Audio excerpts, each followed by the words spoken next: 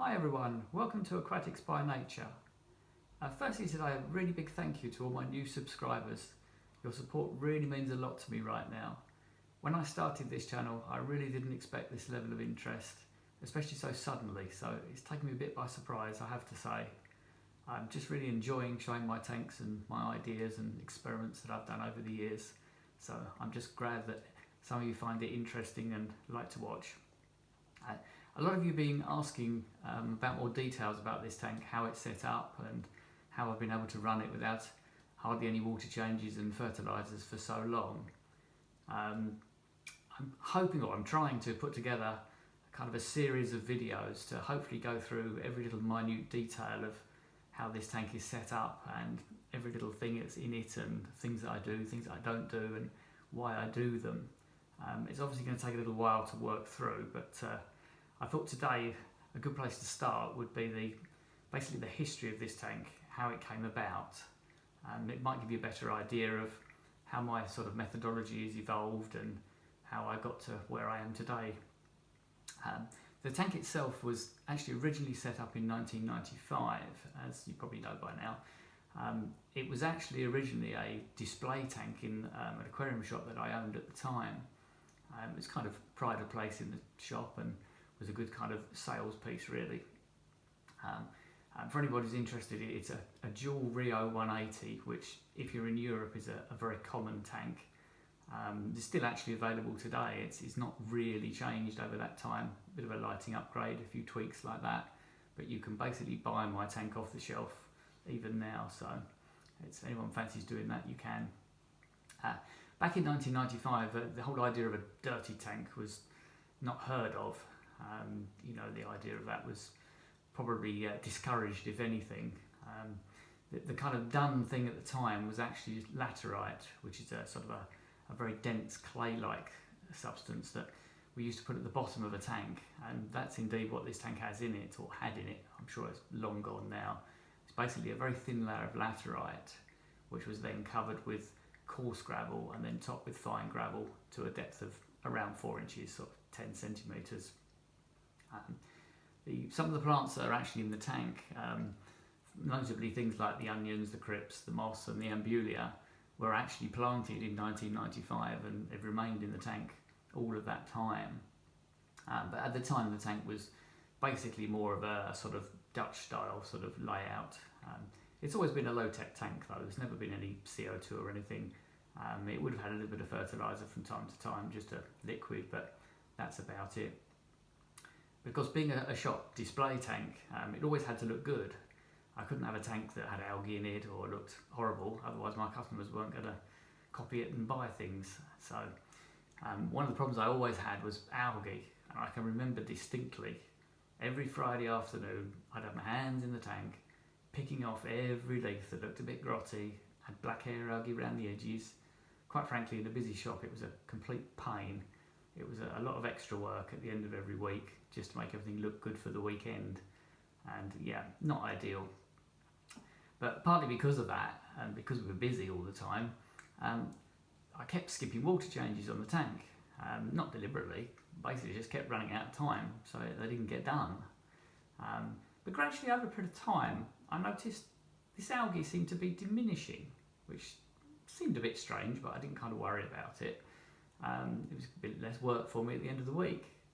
So I'd test the water, and the water all seemed fine, so I thought, well, okay, run with it, don't worry too much about it. The main thing being at the shop is it had to look good all the time. But I noticed the algae continued to sort of diminish, and I did less water changes again, and they were only small changes in those days anyway. I'd test the water again and everything seemed well.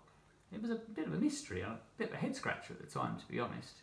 But I kind of had well, who cares? It looks good. It's playing its part in the shop. That's everything that I needed. But then what would happen is after a few years or a long extended period, I get guilty. So then inevitably I'd do a decent sized water change, which quite frankly didn't get done very often, but just simply out of guilt, as I say. I thought, well, I better do one. Something must be going wrong. I didn't kind of trust myself and my instincts really at the time. But I thought, well, if this is going to be how it is, that's really good.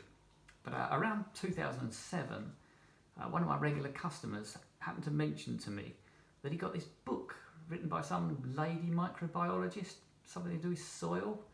And I kind of ignored it and thought, whatever, whatever, that's not, sounds a bit boring, whatever. Anyway, this got mentioned a few times in the course of conversation until eventually I thought, well, what is this book he's talking about?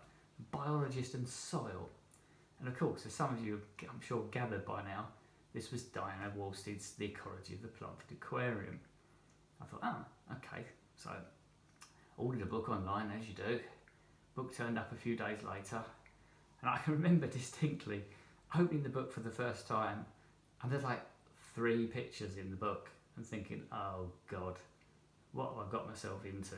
This is going to be tough, really tough going. Not the kind of book I would normally look at, to be honest. But that evening I thought, right, my customer was quite a learned person, so I thought, right, I'm going to dig in and have a go at this. Anyway, I can remember that evening, I started at page 1 and I just went all the way through the book. I read the entire book that evening. Once I started, I just could not stop reading it.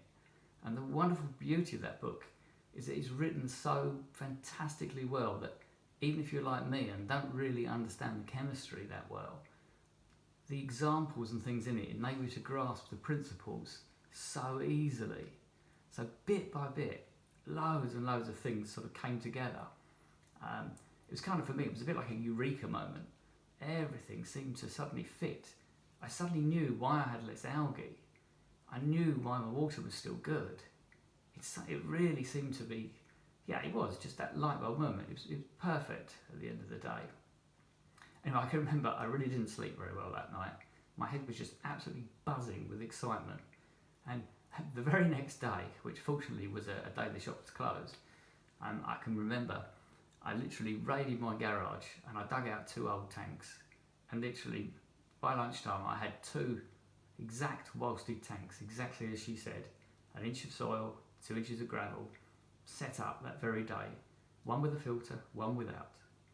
And believe it or not, I still actually have both of those tanks. They're actually behind me right at this moment.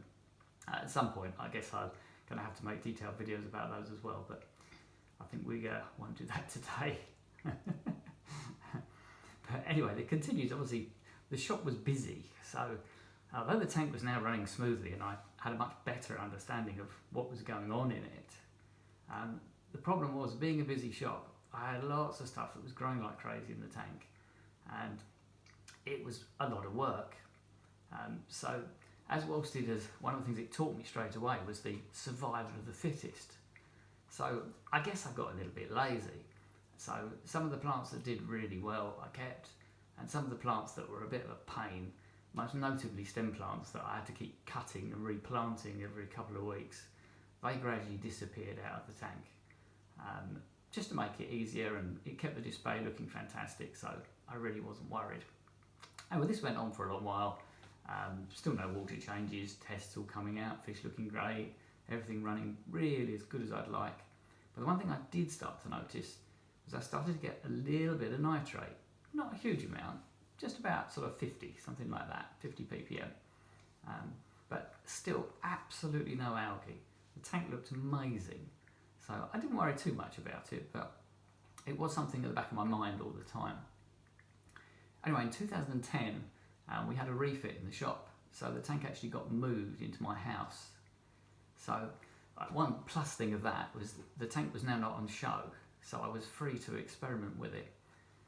And because it was at home and I didn't have that much time, I still went down the sort of very low maintenance route.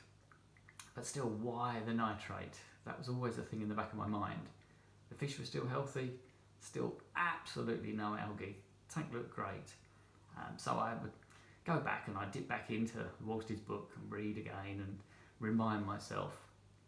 And then the floating plant thing came up. With floating plants have access to atmospheric CO2, so they have the kind of what she described as the aerial advantage. They should be the plants that would suck up the nitrate, and also anything that does grow fast underwater. So I started playing around with different floating plants and a few more easygoing sort of fast growing plants in the tank. By this time I'd completely given up doing water changes. It kind of seemed pointless, so I really didn't worry about it. And then it's kind of Eureka moment number 2. Having used the floaters and the fast growing plants and putting them out continually, no nitrate, gone completely. So now I knew that the secret really to the nitrate removal and keeping the really long-term balance of a tank was actually in the nutrient export, i.e. everything that your plants had sucked up. So I also then realised, of course, that by removing the high maintenance plants while the tank was in the shop, I'd inadvertently reduced this nutrient export. Of course, this was why the nitrate suddenly started to build. So this is really the start at this point of how the plant choices that I have today have actually evolved. It's kind of how I got there. And I guess at some point I'm going to have to make a whole load of videos more detail about this. Anyway, in 2016 I retired from the fish shop. So all of a sudden I had loads more time, which for me was fantastic after all the years of having a shop. By this time I'd also kind of given up reading forums and Facebook groups and all of that kind of thing. They just tie you up in knots. Lots of well-meaning people with lots of information, but all conflicting. So I set about just experimenting, just doing my own thing. And I think probably since 2016 I've probably set up 20-something experimental tanks just to test and refine plant choices, different setups. Oh, there's endless videos I could make, I could tell you. It's a bit bonkers, quite honestly, but there you go. But I've tried all different filters, different substrates, no soil, loads of soil, little bit of soil, gravel, sand, combinations of this, combinations of that, high flow tanks, low flow tanks, medium flow tanks, lots of surface agitation, no surface agitation, different lighting, plants, tanks with snails, tanks without snails, tanks with shrimps, tanks without shrimps. Anyway, it's endless, all the connotations and things that you can play around with and try. And the outcomes, I have to say, are absolutely fascinating. But the one thing I've learned is you just can't beat trying stuff yourself and just repeat and repeat over again and see if you get consistent results. Also, having a lot more time enabled me to spend a lot more time in my ponds, and I've learned a huge amount from, I think I've mentioned it briefly before, just staring into a pond with a magnifying glass and just observing what goes on, especially regarding decay and things like that.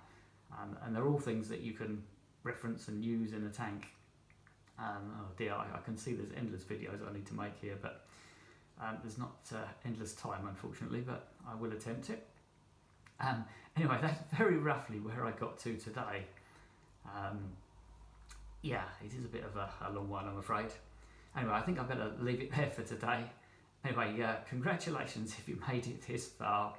And if you'd like to learn more about my naturally balanced tanks and how I manage them without water changes and fertilisers, as always, I'd be eternally grateful if you'd subscribe and give me a like.